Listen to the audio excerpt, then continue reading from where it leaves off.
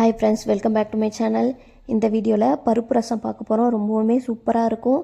வீட்டில் காய்கறி எதுவுமே இல்லாத டைமில் ட்ரை பண்ணி பாருங்கள். ரொம்ப நல்லாயிருக்கும்.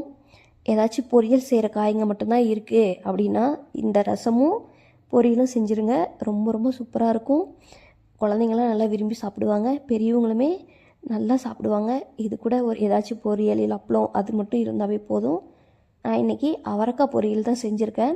இந்த ரெசிபி நம்ம சேனலில் இருக்குது, செக் பண்ணி பாருங்கள். நம்ம சேனலுக்கு இப்போ தான் ஃபஸ்ட் டைம் வரீங்கன்னா சப்ஸ்கிரைப் பண்ணி வச்சுக்கோங்க. வாங்க வீடியோக்குள்ளே போகலாம். குக்கரில் ஒரு 2 கைப்பிடி அளவுக்கு பருப்பு எடுத்திருக்கேன். பருப்பை நல்லா கழுவிட்டு நல்ல தண்ணி சேர்த்துக்கலாம். நல்ல தண்ணி சேர்த்தி ஸ்டவ்வில் வச்சுட்டேன். இப்போ நம்ம தக்காளி எடுத்துக்கலாம்.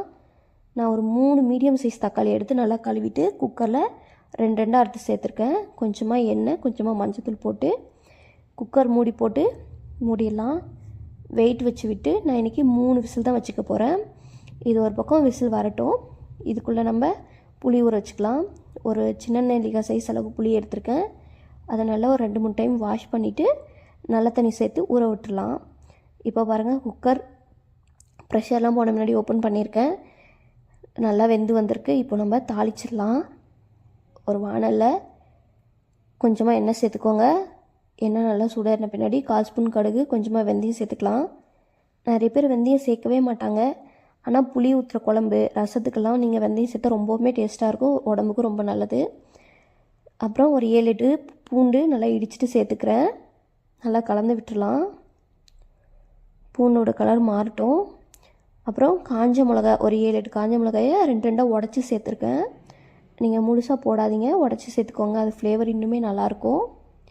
அப்புறம் ஃப்ரெஷ்ஷான கருவேப்பிலை போட்டுக்கலாம். போட்டு நல்லா பொரியட்டும். நல்லா கலந்து விட்டுருங்க.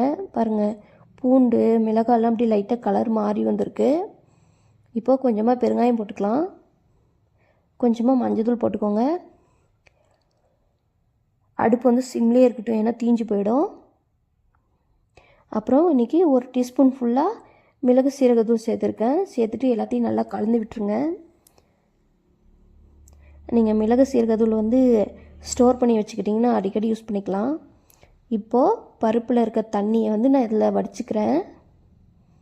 ஏன்னா நம்ம பருப்பு வந்து கடைச்சி தான் இதில் சேர்க்க போகிறோம், அதனால் தண்ணி மட்டும் இப்போதைக்கு சேர்த்திக்கோங்க. அப்புறம் புளி ஊற வச்சுருந்தோம் இல்லையா, அதை கரைச்சி அந்த புளி தண்ணியுமே இதில் சேர்த்துக்கோங்க. இப்போ பருப்பை நல்லா கடைஞ்சிடலாம். இப்போது வானலில் இந்த பருப்பு கடைஞ்சதை நான் எடுத்து ஊற்றிக்க போகிறேன்.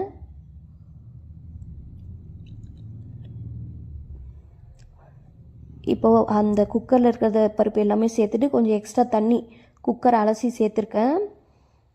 இப்போ கொஞ்சம் உப்பு சேர்த்திக்கோங்க.